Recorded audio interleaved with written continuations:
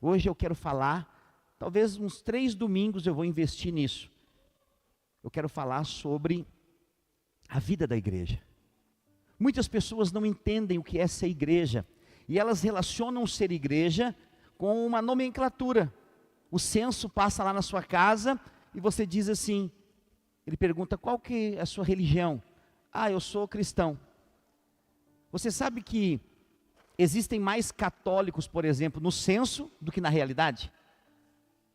Eu já falei aqui para os irmãos, que antes de converter, eu era católico, por um tempo da minha vida, por causa da tradição da minha família. Mas, eu era católico, quem é católico apostólico romano, é assim que se denomina. Eu era católico apostólico relaxado, porque eu não ia na missa. Então, o censo passava, eu dizia, sou católico. Mas eu não era, porque católico pratica o catolicismo, sim ou não? Mas aí as pessoas falam assim, não, eu sou católico não praticante. Então, se não pratica, não é. Amém? Eu sou um cachaceiro não praticante. Eu já fui, mas não sou mais. Amém? Então, se não é praticante, é porque não é. Essa é a verdade. Então, hoje, infelizmente, muitos cristãos evangélicos, eles se denominam evangélicos, mas não praticantes. Porque hoje, ser evangélico se tornou moda em muitos lugares. Você sabia que tem muitos cantores de música que, para diminuir a concorrência, eles vão para o mundo gospel? E eles se dizem cristãos, mas não são. Porque Jesus disse o que é ser cristão. Importa-vos nascer de novo. Porque quem não nascer de novo, não pode ver o reino de Deus. Mas não é só nascer de novo, é fazer parte de um corpo chamado igreja. Porque a igreja é o corpo de Cristo, amém? E Cristo é o cabeça da igreja. Então, nós não somos a igreja. Eu não sou a igreja, desculpa. Eu não sou a igreja. Tu pode vir aqui, Márcio, rapidinho? Aqui, só para me mostrar um negócio. Eu não sou a igreja e você não é a igreja. Pastor, mas recém o senhor falou que nós éramos, que esse prédio não é a igreja. Quando nós fomos confeccionar essa camiseta, que é a nossa camiseta aqui do encontro, que a gente trabalha, nossa camiseta de evangelística também, nós íamos colocar assim, a primeira ideia era, eu sou a igreja. E aí, como nós trabalhamos na multidão dos conselheiros, ninguém faz nada sozinho, o pastor não é o dono da igreja, e eu sempre ouço o conselho dos irmãos, nós fazemos tudo meio junto. E às vezes quando há discordância, nós não fazemos, e esperamos haver concordância. Nós falamos, é mesmo, eu sou a igreja, não representa nós. Então, o melhor seria, nós somos a igreja, porque aí é plural. E aí decidimos fazer essa camiseta, porque representa quem nós somos. Então, quando você olha para o Márcio e vê a camiseta, isso aqui é um cartão de visita. Mas ele é só um, por que está nós? Porque ele nunca está sozinho. O Pai, o Filho e o Espírito estão com ele. Então, por mais que a pessoa esteja aparentemente só, ela nunca está só, porque Deus não é singular, Deus é plural. Ele é um só Deus que se expressa de 3 formas. Obrigado, Márcio. Então, o que acontece? Nós somos a igreja. E ser igreja é ser os muitos e diferentes que se tornam um. Então, ao mesmo tempo nós somos muitos, mas ao mesmo tempo nós somos um, direcionado pelo cabeça que é Cristo. Mas o viver da igreja para nós, segundo a palavra de Deus, é o viver família. Porque para mim, o que mais se parece com igreja é família. Mas, depende para onde você for ver. Porque se você for tirar como base todas as igrejas da terra, você vai entrar em conflito. Porque nem todas parecem família. Mas onde que eu vejo, onde eu encontro a igreja correta? Onde que ela está? Ela está em Atos dos Apóstolos. Ela está na Bíblia. E quando você vai para a Bíblia e encontra ali uma igreja que flui no amor fraternal, o amor fraternal é o amor entre os irmãos, uma igreja que serve a sociedade, e eu quero dizer para você, não tem ninguém que serve mais a sociedade do que a igreja. A primeira entidade, vamos dizer assim, a tomar pedrada é a igreja. Mas ninguém faz o trabalho que a igreja faz. Sabia disso? Ninguém faz. Essas duas meninas que estavam aqui hoje, cheias de Deus, apaixonadas por Jesus, que têm um futuro brilhante, elas estavam fadadas a morrer de overdose nessas festas do mundo. Mas porque a igreja se posicionou, elas estão aqui. E muito mais como elas virão. Porque muitos posicionamentos de fé e oração, pessoas que fazem parte dessa igreja hoje, que eram protagonistas de roubar sua casa, de roubar o seu carro, mas porque converteram, Deus mudou, hoje são pessoas de bem, que não mais roubam, mas são um canal para abençoar outras vidas. Quem que faz isso, meu Deus? O governo não faz. A igreja acredita em quem ninguém mais acredita. Quando lá fora os casamentos entram em falência, a igreja se levanta para interceder, porque nós somos uma família. É importante nós entendermos e termos essa visão de igreja. Primeiro, quanto mais nós entendemos isso, mais nós vamos permanecer juntos. Porque essa unidade, você sabe por que as famílias estão se destruindo hoje? Porque não tem alguém para sentar e conversar. Nós vivemos a geração de órfãos de pais vivos. Sabia disso? Eu não vou perguntar, eu não quero resposta, mas eu vou perguntar. Nós vivemos a geração de filhos que não recebem carinho dos pais. Mas nós vemos muitas pessoas no mundo do crime dando carinho e aliciando pessoas. Entendeu o que eu estou dizendo? Tem famílias inteiras que o negócio deles é trabalhar dia e noite. E às vezes não dá um beijo de boa noite no filho e diz eu te amo. O que eu estou falando é loucura para você? Eu quero dizer, é estatísticas desse tempo. Mas Deus tem usado a igreja para transformar famílias de acordo com o projeto de Deus. E qual que é o projeto de Deus? Uma família feliz. Mas com convicção do que é a verdadeira alegria. Por isso nós somos uma igreja em células. Por isso que nosso estilo de igreja passa pelas casas. Você sabia? Se tiver uma lei hoje, aqui no nosso município, proibindo as igrejas de reunir, as reuniões públicas, muitas igrejas vão fechar as portas, mas nós vamos continuar? Eu sei que eu estou falando se fosse, mas você sabe que já aconteceu. Nós fomos proibidos. Foram quase um ano sem poder reunir.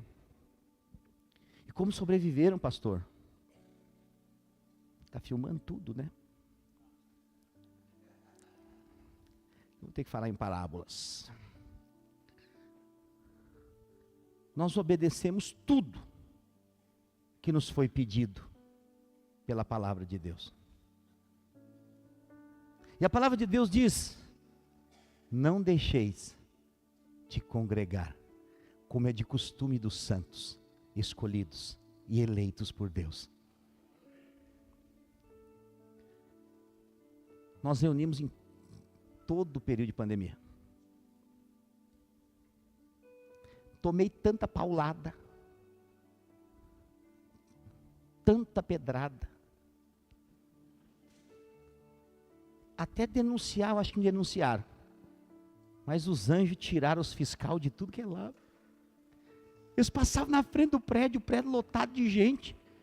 O servo não era servo de recepção, era um espia. Ele ficava lá olhando, se ele viu uma sirene, ele fazia assim. Era o código. E ele fazia assim, para fazer o quê? Eu falei,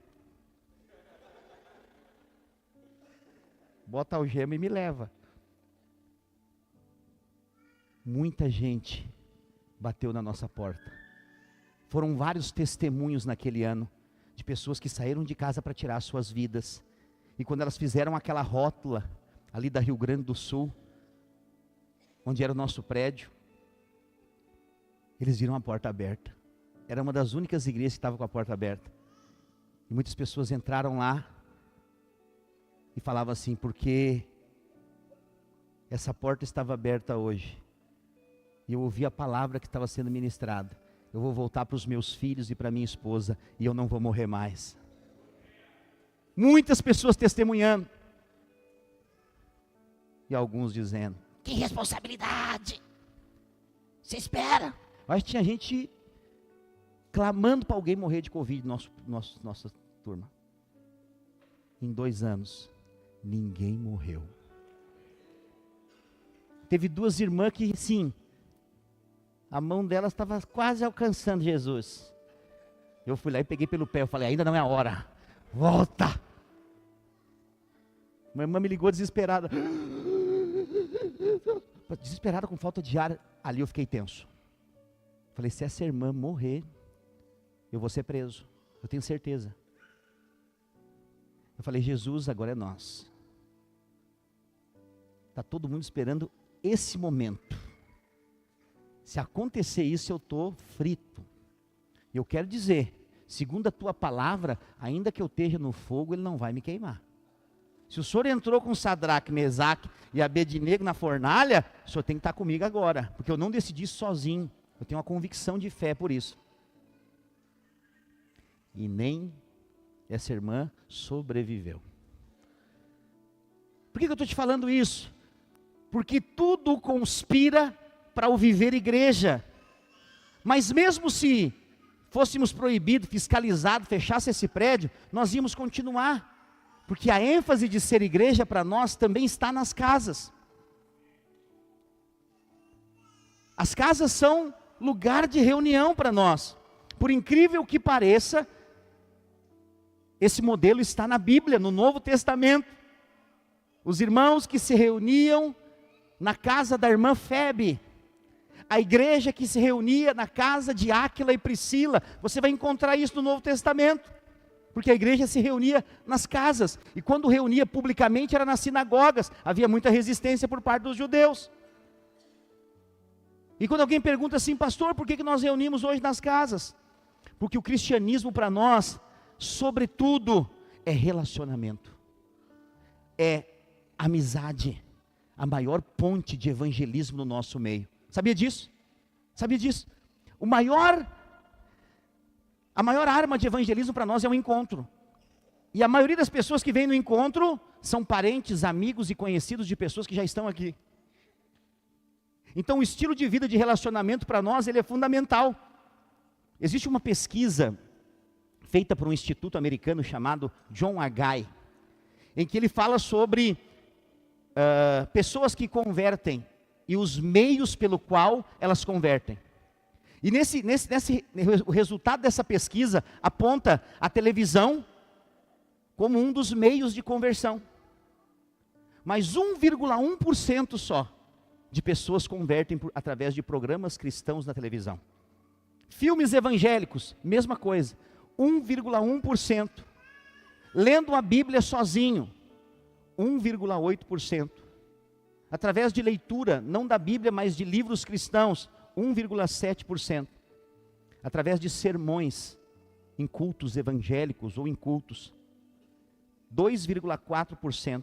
Através de programas de rádio, 2,4%, 2,9% de pessoas convertem. Através do trabalho pessoal do pastor, evangelizando, convidando, 2,9%. Através de cruzadas evangelísticas, 4,4%. Agora, o assustador, através de amigos, são 29,9%. É quase 30% das conversões através de relacionamentos de amizade. E agora, mais assustador ainda, 49,7% através de parentes, familiares. Por quê? Por causa do testemunho. Testemunho. Quando eu converti há 15 anos atrás, não deu 2 anos de conversão, todos os meus vizinhos estavam convertidos, todos. porque eles conheciam quem eu era. Eu era o pinguço do bairro. Todo bairro tem um cachaceiro de bicicleta, eu não é? Hã? E ele não cai. Tem um anjo que guarda os cachaceiros. Só pode.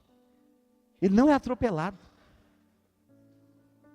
Eu era um desses. De vez em quando encontrava uma parede, mas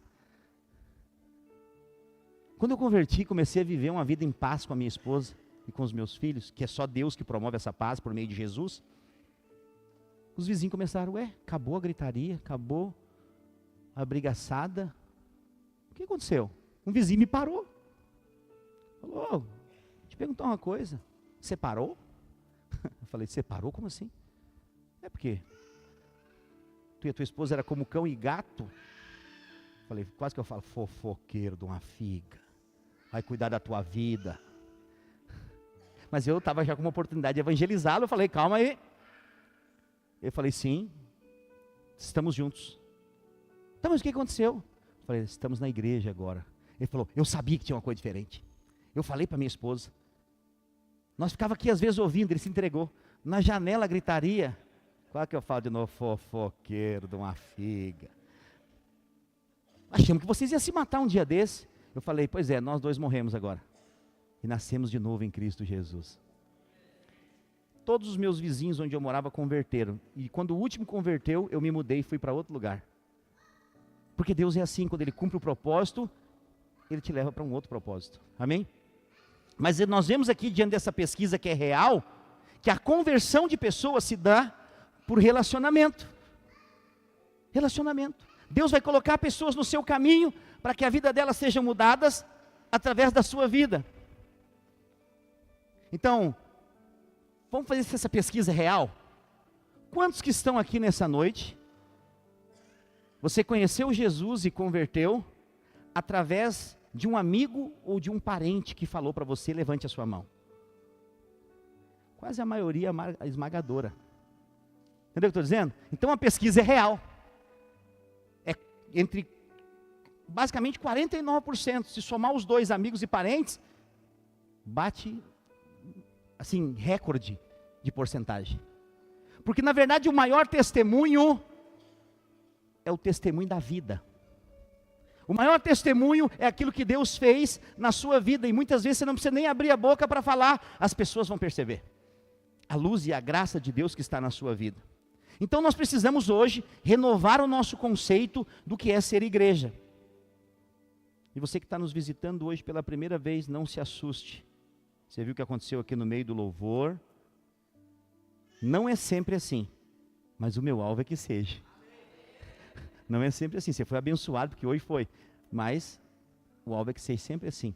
Porque em moveres como esse, curas acontecem, milagres acontecem, pessoas são ativadas e muita coisa acontece. Então, nós precisamos entender e renovar o nosso conceito do que é ser igreja. Hoje existem muitas igrejas que parecem mais um local de morte do que lugar de vida. Mas a Bíblia diz que se nós bebermos da água que Jesus tem para nos dar, do nosso interior fluirão rios de água viva. E água viva produz vida. E tem muita gente vivendo na morte, em que precisa encontrar conosco e receber vida. Amém? Só que, qual que é o problema? Depois de muito tempo na caminhada cristã, existe uma tendência de perdermos o frescor da essência de Deus nas nossas vidas. Um dia, um crente, encontrou comigo, eu era novo convertido, e ele falou assim, você é crente, né? Eu falei, sim. Como é que você sabe? Dá para ver o brilho nos olhos. Você converteu há pouco tempo, né? Eu falei, sim. Faz bem pouquinho tempo, não faz um ano. Ele falou, dá para ver o primeiro amor. E eu falei, e o senhor também é? Ele falou, sim. Quase que eu disse para ele, mas o senhor não tem nada brilhando no seu rosto. Mas fiquei quieto, né? Aí ele falou assim, só que eu tenho 30 anos de fé. E ele estava meio corcunda assim, mas quando ele falou 30 anos de fé, ele estufou o peito. Tu está recém começando, quer que eu te fale como é que vai ser? Eu falei, fala. Daqui 3 anos todo esse amor acabou. depois vai ser tudo a mesma coisa. Tudo a mesma coisa. Eu falei, é mesmo? Vai ver, vai passar esse negócio de amor, salvar vidas. Depois vai ser só culto de domingo, e vai lá quarta-feira, e vai lá quinta-feira. E vai ser, a gente vai levando a vida, acostuma com as coisas. E ele saiu andando. Quando ele saiu andando, eu lembrei do meu líder, que falou, se alguém liberar a palavra negativa, quebra, amarra, desfaz. Eu falei, está amarrado em nome de Jesus, eu desfaço o que ele falou. Eu quero falar de Jesus com 50, 60 anos e quero chorar, e ter lágrimas de amor pelo Senhor. E o tempo passou. E olha como Deus é bom. Depois de muito tempo servindo a Deus, eu fiquei sem carro. Eu tive que fazer um trabalho e eu fui para a parada do ônibus esperar o ônibus. Quem estava lá? Ele. E ele me olhou assim e falou, é você? Eu falei, sim, sou eu. Está na igreja ainda? Foi a primeira coisa que ele perguntou, depois de perguntar se era eu. Eu falei, sim. Lembra que nós conversamos alguns anos atrás? Eu falei, lembro como se fosse hoje. E aí, o que tu tem para me dizer? Eu estou pelo menos 10 vezes mais apaixonado por Jesus do que naquela época. O amor não diminuiu, só aumentou. Mas ainda chora por ele? Não, eu choro com ele. Então o que acontece? A tendência, ele era um homem de Deus? Sim. Estava na igreja? Sim.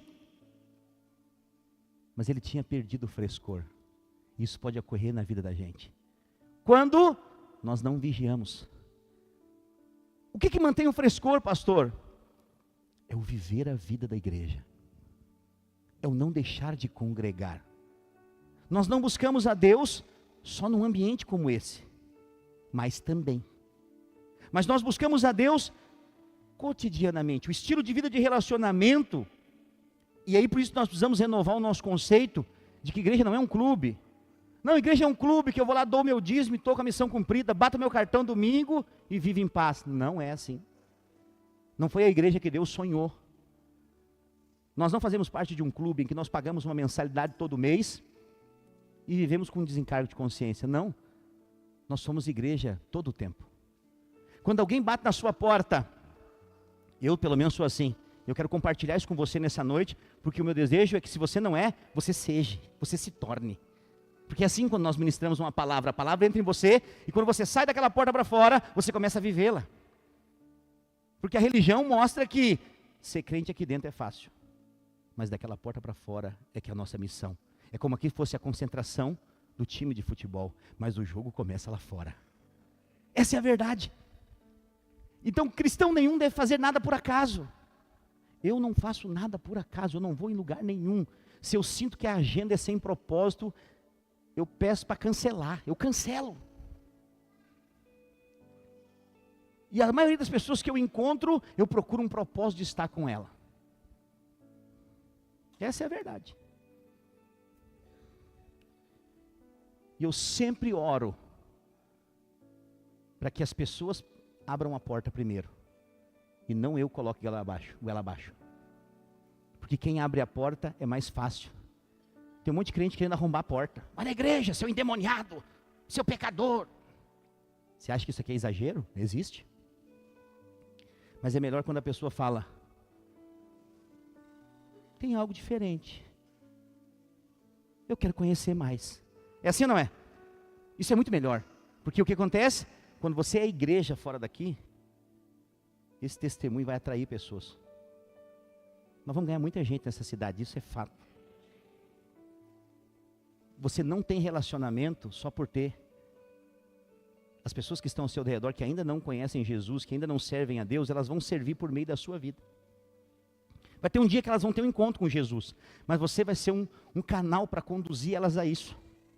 Por isso nós precisamos às vezes nos posicionar em fé e liberar a palavra de fé de quem nós somos. Porque o diabo o dia inteiro fala na sua mente, não vai dar certo. Seu dia vai ser ruim, sua vida vai ser terrível. Olha para a sua geração atrás, ninguém deu certo, casamento nenhum prestou. Essa é a voz do diabo, não é a voz de Deus. Porque quando você nasceu de novo, você experimenta de coisas novas em Deus, uma vida nova. Esquecendo-me das coisas que para trás ficam, eu prossigo para o alvo, o prêmio da soberana vocação de Deus. Igreja não é um abrigo onde os salvos se reúnem para buscar seus próprios interesses. Preste muita atenção no que eu vou falar agora, porque nós não podemos generalizar as coisas. Nós podemos pedir para Deus as coisas, e Deus quer nos dar. Mas igreja não pode ser um shopping de variedades, que você vem aqui, você pede um carro e Deus te dá, e aí você volta só depois no próximo desafio. Entendeu o que eu estou dizendo? A igreja é um estilo de vida, em que Deus tem compromisso com os seus filhos, e Ele vai suprir a necessidade de cada um, e Ele vai prosperar os seus filhos. Mas existe um caminho de fidelidade com Deus que é inevitável, que envolve uma entrega, que é o caminho de cruz, que é a abnegação, que passa por, muitas vezes, se expor, porque se você expor que você é um cristão, que você é crente, você se expõe a pessoas falarem mal, a pessoa dizer que você é crente. Eu trabalhava 10 anos na mesma empresa. Eu era encarregado de produção, de montagem de uma linha industrial de ventiladores e exaustores. 10 anos no mesmo lugar. Ali nessa empresa, eu passei pelo processo de conversão com uma média de 8 anos de empresa. E quando eu converti, eu fui no encontro, todo mundo viu a mudança, por quê? Porque na segunda-feira, quando eu vim, depois do final de semana do encontro, a rotina era a mesma. Eu tinha um apelido, que eu não vou te contar. Não seja enxerido e não pergunte. E ele falava assim, fulano, vamos lá depois do almoço, lá para ver aquelas coisas. Eu falei, não, eu vou ler a Bíblia. Os caras começaram a rir. Quê? Tu vai ler a Bíblia? Eu falei, sim. Qual foi a festa que tu foi nesse final de semana? Falaram que tu foi num tal de encontro com quem? Eu falei, com Deus. Os caras falaram, não. Uma semana vai mudar. E foi. As pessoas começaram a falar, peraí, o que está acontecendo, cara? O que aconteceu contigo? Tu era um cara tão legal. Quem vai ser o nosso parceiro de bebedeira agora? Quem vai fazer aquelas algazarras maravilhosas? Mas mal eles sabiam que a minha esposa estava chorando em casa. E que às vezes eu chegava sem um centavo no bolso. Do mês inteiro. Com filho, com família. Nunca foram meus amigos. Sabe o que eu fiz com eles? Paguei o mal com o bem. Levei todos eles para o encontro. Porque eu era o chefe deles. Eu era o chefe deles, Jefferson. Falei o seguinte, gente. Reunião. A cada 2 meses vai ter um evento desse que eu fui. Eu vou liberar vocês da hora extra no sábado para poder participar. Tá bom, vamos ver o que é. Aí os mais novos, não, eu não vou nesses negócios. Falei, quantos meses tem de empresa, meu filho? 3 meses, vai fazer semana que vem. 30, 60, 90. É contrato. Contrato? Você pensa em passar o contrato? Sim, gosto muito daqui. Falei, pois é, eu não gosto de trabalhar com gente que não é de Deus. Falei, mas há pouco tempo tu não era também, cara. Eu falei, pois é. Quando é que eu faço a tua inscrição? Não, eu não quero ir. Eu falei, eu posso dizer que eu não quero, tu aqui também. Pastor, que maldade é deixar o cara ir para o inferno. Todos os 25 montadores da minha empresa foram para o encontro, aceitaram Jesus e mudaram de vida. Uns por livre e espontânea vontade, outros por livre e espontânea pressão, mas todos foram para a glória de Deus. E quando todos se converteram, o dono da empresa chegou para mim e falou, tu não serve mais para mim. 10 anos de empresa. Eu falei, por quê? Porque tu tem que definir. Ou é essa igreja que tu serve, ou é a empresa. Eu cantei aquela música para ele. Nunca mais. Eu passo no RH. Me mandou embora. E demorou 2 meses depois, eu peguei na empresa dos meus sonhos, que eu queria trabalhar a vida inteira. E fiquei lá por 12 anos. Porque Deus, quando você se posiciona em Deus, você nunca perde. Porque quem se posiciona em Deus, parece que perde. Mas a Bíblia diz que aquele que perde é o que ganha. Eu não negocio o chamado de Deus na minha vida. Por que eu estou falando para você isso? Porque você é cristão. Não troque o seu direito de primogenitura por um prato de comida, por umas horas de sono. Sério. Tem gente que não serve a Deus porque quer dormir um pouco mais. barbaridade, tchê. Dormir um pouco mais. Sério, para mim dormir é perda de tempo. Pastor, que radicalidade é essa? Dormir é bom. Mas pensa, quando você dorme, você não está fazendo nada, não está rendendo nada. Então dorme o máximo para sobreviver e segue a vida. Ah, pastor, mas a ciência diz. Sério? A ciência diz que açúcar faz mal para a saúde, não é? Agora saiu uma pesquisa que não é tão mal assim. Ué? Ainda usaram uma senhorinha de 100 anos. Você não viu essa pesquisa? Assim, perguntar para a senhorinha de 100 anos. Dona Margarida, o que a senhora está tomando aí? Café com leite, meu filho. A senhora botou 3 colheres de açúcar da grande? Eu gosto bem melado, bem docinho. Quantos anos a senhora tem? 100. A senhora sempre tomou assim? A vida inteira. Que loucura. Aí fala assim, não, mas a geração da saúde é a geração magra. Porque gente gorda morre cedo. Aí o Jô Soares morre com 84 anos.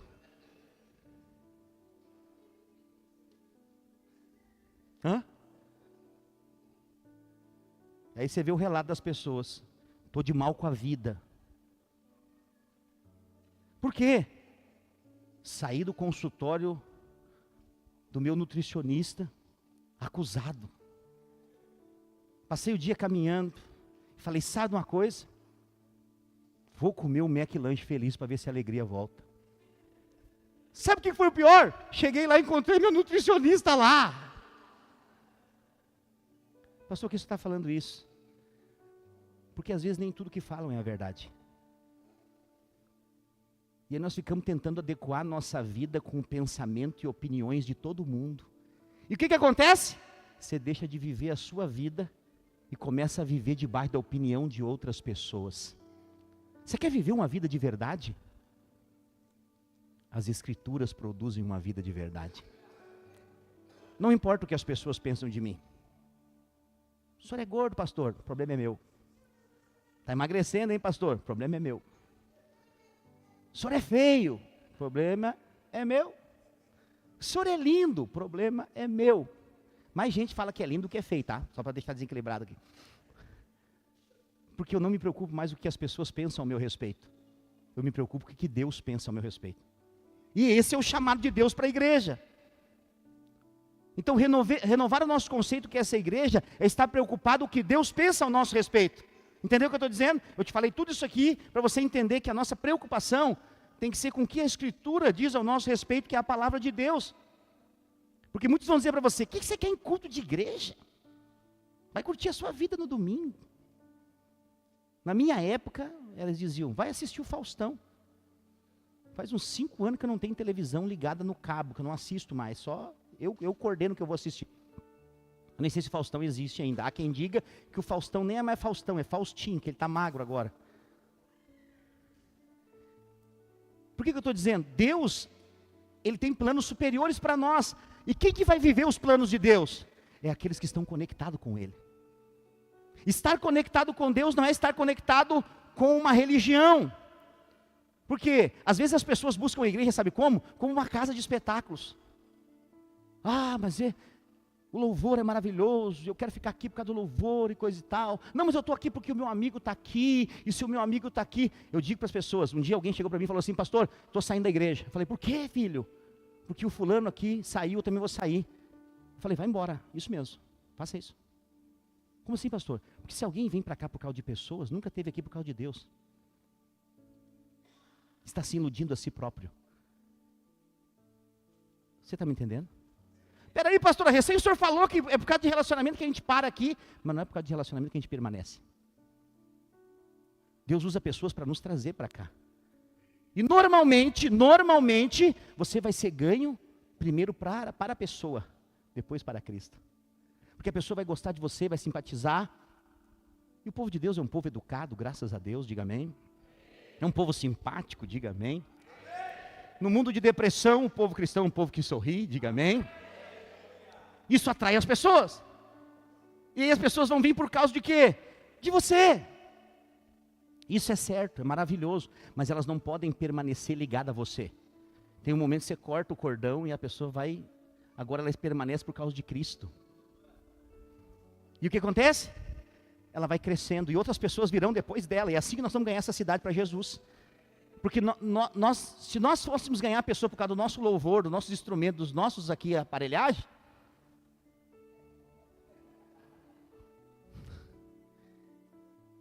se fosse pelo prédio, pelo ambiente, e ainda bem que não está chovendo,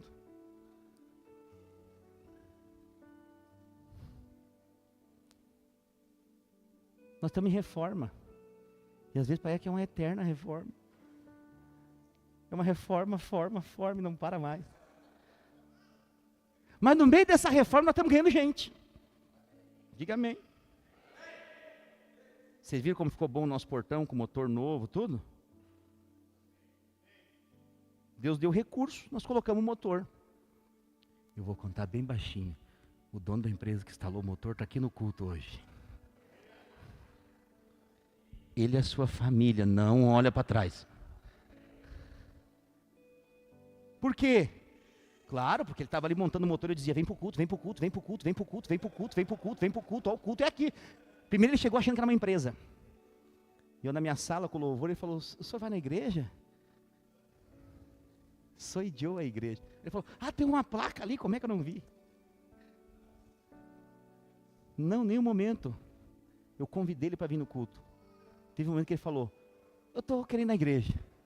Qual que eu digo? Vem para cá, Brasil. E aí ele ia vir, não deu. Ia vir, não deu. Eu falando, Senhor, tem que dar. Hoje vai ser o dia, Senhor. E hoje ele veio, seja muito bem-vindo. Amém.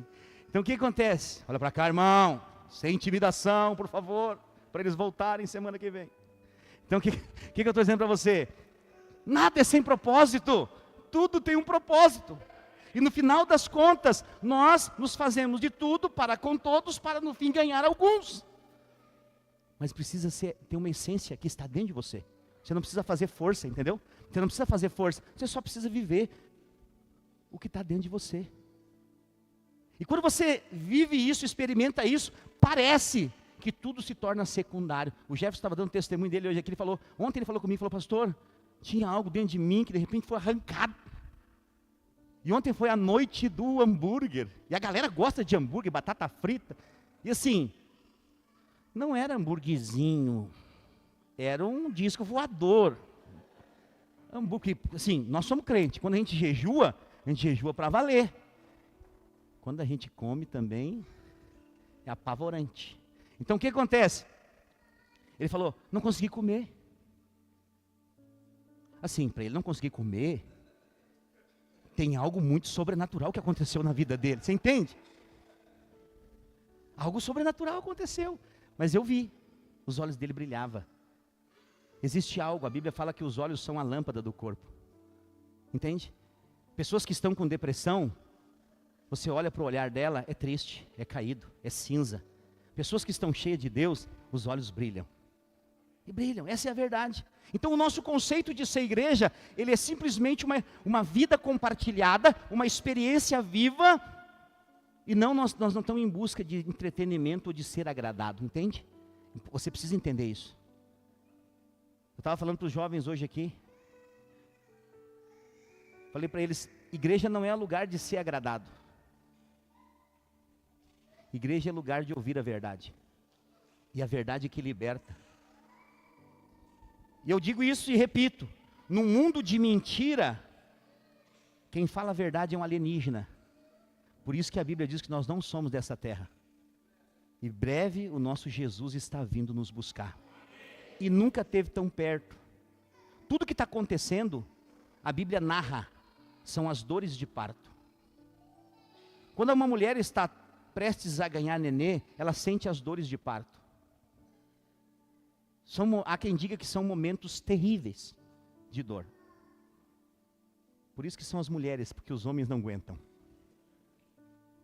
Sério.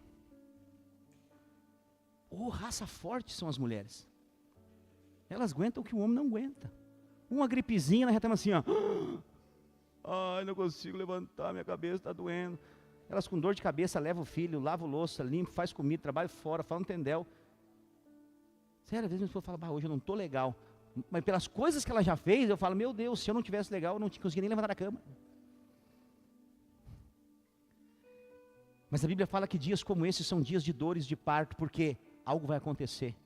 A dor de parto é um sinal. Para alguns, não faz a mínima diferença. Mas para quem é da família da gestante, há uma expectativa. Eu não estou falando de mulher grávida. Eu estou falando da volta de Jesus. Nós estamos nas dores de parto e essas dores antecedem a vinda do Senhor. Ele está vindo nos buscar. E cada dia mais, o conceito de igreja precisa ser renovado. E uma das coisas que eu quero dizer para você, que não tem como ser igreja sem viver uma vida de comunhão. Não tem como. Nós somos na era da internet. Por favor, não me entenda mal você que está nos assistindo pela internet. Mas não tem como ser igreja pela internet. Você até pode receber a palavra e ser um alimento, mas ser igreja não tem como.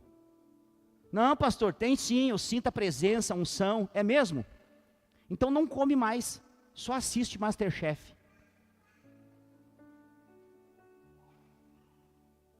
Hã? É a mesma coisa. Existe MasterChef ainda? Eu estou desatualizado. Você nem quer falar porque você vai confessar que você assiste, mas não tem problema assistir MasterChef. Aprende a fazer, faz a comida e me convida para tirar a prova real se está boa mesmo. Então o que eu estou dizendo? Você assiste MasterChef, não mata a sua fome. Você precisa comer a comida. Quando você assiste online, não é a mesma coisa, não é ser igreja, não é congregar. É um braço para quem, porventura, não pode estar aqui. Essa é a verdade. Mas a Bíblia fala, e aí não sou eu podia te falar um monte de conceito meu, mas os meus conceitos não te interessam. O que te interessa tem que ser a palavra. E a palavra diz lá em Salmo, no Salmo 133, vai projetar aqui, versículo 1 ao 3. Salmo 133, eu já estou encerrando, para quem achava que eu não ia terminar no horário. E quando eu falo isso, é mais meia hora. 133, versículo 1. Fala assim, Isso é uma expressão de alegria. O salmista está dizendo, quão bom e agradável viverem unidos os irmãos. Próximo. É como óleo precioso sobre a cabeça, o qual desce para a barba de Arão, e desce para a gola de suas vestes. É como o orvalho do Hermon, que desce sobre os montes de Sião. Ali ordena o Senhor a sua bênção e a vida para sempre. Diga amém. Você entendeu o que esse salmo está dizendo? Ele começa com uma expressão de alegria. Quão bom e agradável que estejam vivendo unidos os irmãos. E como é que ele termina? No versículo 3. Ali o Senhor ordena a sua bênção e a vida para sempre. Pastor, como que eu faço para desfrutar da bênção e da vida de Deus na minha vida? Viva em comunhão. A palavra comunhão no grego é koinonia, que não tem a ver somente com se reunir para comer, porque crente é o que gosta. Há quem diga que crente não bebe, mas come. Eu já falei, as lancherias dessa cidade, elas estão ricas por causa dos crentes. Terminou o culto, onde você for, você vai encontrar fila. Povinho de terno, de gravata, para o Senhor, irmão, aleluia, que pratão, hein, misericórdia. É desse jeito, porque o povo come. As lancherias, eu saio daqui, não que eu faça isso, né, mas sempre quando alguém me convida, hoje a agenda está aberta, inclusive, quando alguém me convida para comer fora, é uma alegria. Quando paga, então, uma alegria completa. E aí o que acontece? Você vai e você encontra a galera da igreja, da assembleia, que o povo dá para perceber. Os batistas tudo comendo quietinho. Os assembleanos comendo, rodeando, e vai lá, e vai. E os viderianos comendo, dando tchau, já viu? Tchau, na porta, conversando um pouquinho, vai dando tchau na porta. Quando ele está na porta do carro conversando, tchau. É 5 tchau por despedida. É assim, não é? E o último tchau ainda diz, tem comunhão amanhã? Tem alguma coisa? Vamos comer alguma coisa? Porque é assim, ó, como é bom e agradável os irmãos estarem em comunhão. Mas como eu disse, a comunhão não é só comer. Mas ao mesmo tempo é só comer. Peraí, pastor, a comunhão não é só comer, mas ao mesmo tempo é só comer. Porque, o que você está fazendo aqui nessa noite? Você está alimentando o seu espírito. Então a comunhão se resume em comer. Você alimenta o seu espírito, e por alimentar o seu espírito você recebe alegria. Porque a alegria vem do espírito. E você recebe alegria para quê? Só quem é alegre sai para comer. Quantas pessoas alegres estão aqui, diga amém. E só quem é muito alegre convida o pastor para comer. E só quem é super abundante alegre paga a conta do pastor. Estou brincando. É só brincadeira. Você que está nos visitando hoje, fique em paz. Não é verdade. Mas se for tocado para pagar, fica à vontade. Mas a Bíblia diz isso. Ó, quão bom e agradável viverem unidos os irmãos. Essa é uma exclamação de alegria do Senhor. Quer deixar Deus alegre? Viva em comunhão. Por quê? Onde você encontra na Bíblia que há festa no céu? Lembra? Quando um pecador aqui na terra se arrepende. Quando alguém entrega a vida para Jesus e reconhece Ele como Senhor e Salvador da sua vida, há festa no céu. Mas o que a comunhão tem a ver com isso? Atos dos Apóstolos falam que eles perseveravam unânimes de casa em casa, no templo, na comunhão, no partir do pão, nas orações. O que é isso? É uma vida de comunhão. E o que acontecia? Dia após dia, o Senhor acrescentava aqueles que iam sendo salvos. Então a comunhão produz festa no céu. Quer alegar o Senhor? Viva em comunhão. Em Sofonias, eu sei que talvez você acredite que não existe esse livro na Bíblia, mas existe. Sofonias 3,17. A Bíblia diz, o Senhor teu Deus está no meio de ti, poderoso para salvar-te. Ele se deleitará em ti com alegria, renovar-te-á no seu amor e regozijar-se-á em ti com júbilo. Ele fala de alegria o tempo todo nesse versículo. Porque o alvo de Deus para mim e para você é uma vida feliz. Eu vou dizer, a comunhão produz alegria. Você pode estar num dia triste, sabia disso? Às vezes você pode até estar com algum tipo de dor. Mas se você está no meio de gente alegre, você contagia. Você contagia. Quando vê você está rindo. Quando vê você esquece da dor. Porque a alegria do Senhor é a nossa força. Em dias difíceis, renove-se na alegria do Senhor. Como? Viva em comunhão. Que a sua reunião de célula não seja só mais uma reunião para constar. Lembre-se, eu falei disso. O tempo passa e a tendência é virar automático. Não, por favor, cada reunião você precisa desejar a glória de Deus como se fosse a primeira, a presença de Deus como se fosse a primeira, as experiências espirituais como se fosse a primeira. Mas se nada acontecer, creia que aconteceu. Porque nós não andamos pelo que vemos ou sentimos, mas andamos pelo que cremos. Você me vê aqui toda semana falando que nós vamos ser a maior igreja dessa cidade. Aí você olha esse monte de cadeira vazia. Você fala, pastor, por que não diminui essas cadeiras? Não, desculpe, eu não estou vendo cadeiras vazias. Eu não estou vendo. Se você está vendo, você precisa dar uma olhada no seu óculos. E se você não usa, você precisa usar. Que não é um óculos que uma ótica natural pode te dar. Mas é a visão dos céus. Por quê? O Anderson está aqui na minha frente. A cadeira da direita e da esquerda está vazia. Não está. A família dele vai vir para cá ocupar essas cadeiras. Você entendeu o que eu estou pensando? Aquelas 3 cadeiras lá atrás estavam vazias um dia desse. Mas nós reservamos para o Ney. E hoje ele está lá com a família dele. 2 Ney na igreja, hein, Ney? 2 Ney na igreja agora. O Ney e o Ney. Então o que acontece? O que eu estou dizendo para você? Você não tem orado para a sua família converter? Eu quero dizer que eu tenho. Eu tenho orado pela sua família servir a Deus, experimentar de uma vida. Essas cadeiras que estão aqui, não é que não tem dono. Essa cadeira é deles. E um dia você vai ver a sua fé se materializar. Isso vai acontecer, é inevitável. E vai acontecer, porque Deus prometeu. E é uma coisa que alegra o coração de Deus. E é uma coisa que nós oramos e falamos o tempo todo. Nós vamos ser a maior igreja dessa cidade. Hoje nós estamos num outro nível, mas já falamos quando tinha 21 pessoas, lá na caverna. Hoje nós estamos aqui, não paramos de falar. Deus vai nos dar muitas pessoas, porque é o projeto dele. Mas saiba, a comunhão da igreja vai produzir isso. Eu queria convidar você a ficar de pé nessa noite. Ouça, nós precisamos, gente como nós temos um intuito, nós queremos agradar a Deus. Essa é a verdade. E não tem nada que deixe a Deus mais alegre do que uma vida em comunhão. Ser igreja como Ele projetou. Mas também não tem algo que deixe a Deus mais triste que uma vida simplesmente com um ajuntamento de pessoas, sem propósito. Eu estava explicando para os jovens hoje.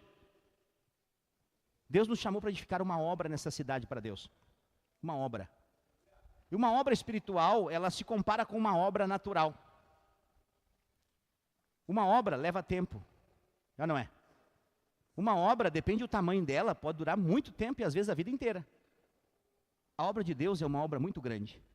E quanto mais o propósito de Deus sobre as nossas vidas, maior ela é. Só que nós não estamos aqui, ouça, com amor e carinho, recolhendo tijolos. Nós não somos uma madeireira ou ferragem.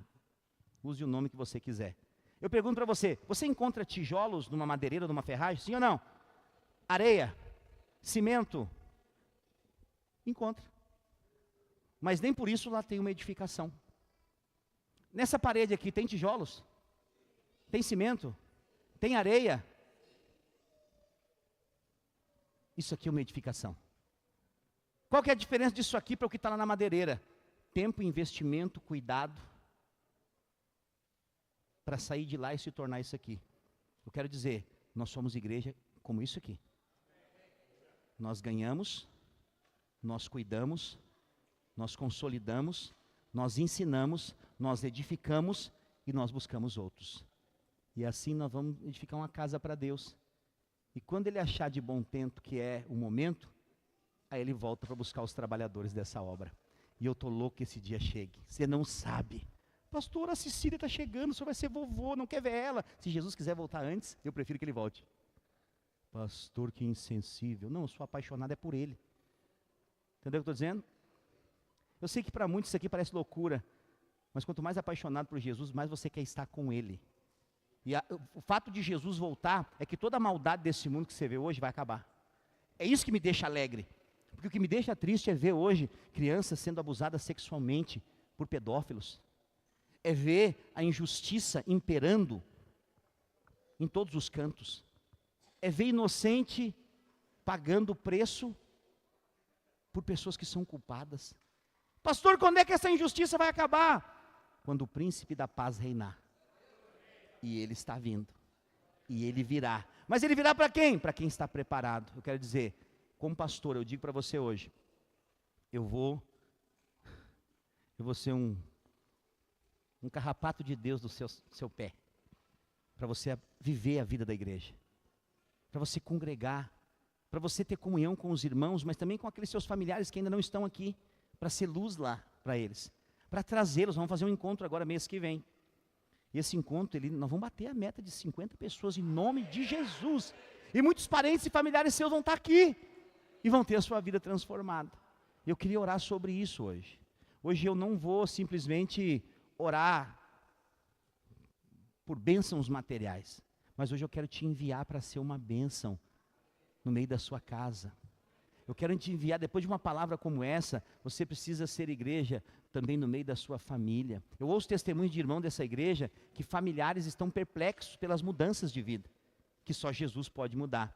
Mas então eu queria que você juntasse com uma pessoa agora. Nós vamos orar uns pelos outros e nós vamos declarar. Como assim, pastor? Nós vamos enviar essa pessoa. O que é isso? Quando você envia alguém, você declara autoridade de Deus, unção de Deus, e você profetiza. Se existem membros da família dessa pessoa que ainda não conhecem Jesus, vão conhecer.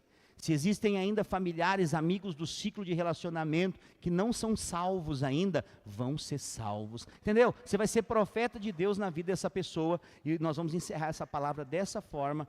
Ore por essa pessoa agora, declare sobre a vida dela. Pai, em nome de Jesus, eu abençoo a vida de cada um dos meus irmãos.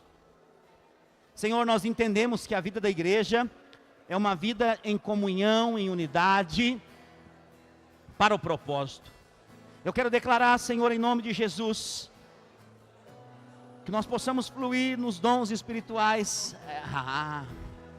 Eu quero declarar, Senhor, que os meus irmãos experimentarão do favor e da bênção. Que a vida da igreja possa ser a prática de cada um dos nossos irmãos, e que os nossos familiares possam ser atraídos para o centro da Tua vontade. Que nós possamos viver essa verdade de quão bom e agradável é viver em comunhão, debaixo do propósito da Tua vida, Senhor. Eu declaro sobre cada família que ainda não conhece o Senhor, não conhece a Tua palavra. Liberamos, ó Deus, que o Teu Espírito possa convencê-las, atraí-las para o centro da Tua vontade. Nós oramos, declaramos, abençoamos cada casa, cada família, em o nome de Jesus. Decretamos, aleluia, vinho e pão, e agradável ter amigos e irmãos, comunhão, vinho e pão, aleluia, como orvalho desce da montanha sobre a relva, nosso chão, comunhão, vinho e pão, aleluia. Levante a sua mão, quero te abençoar. Eu declaro que o amor do Pai, a graça do Filho e a comunhão do Espírito Santo esteja sobre a sua vida. Eu quero profetizar que essa vai ser a melhor semana da sua vida. Portas vão se abrir, milagres vão acontecer, e você vai sorrir de alegria pelos feitos do Senhor na sua vida, em nome de Jesus, amém? Dê um abraço em pelo menos 3 irmãos, declare sobre ele uma semana de vitória. Você que está conosco pelo nosso canal do YouTube aqui, no Videira Canoas, eu queria declarar que você possa compartilhar, né, ser um canal de bênção na vida de outras pessoas. Eu quero pedir para você se inscrever no nosso canal, se você ainda não é inscrito, deixar o seu like, né, que você possa, se essa palavra abençoou você de alguma forma, envie para outras pessoas, permita que outras pessoas também sejam abençoadas. Tenha uma semana de vitória, em nome de Jesus.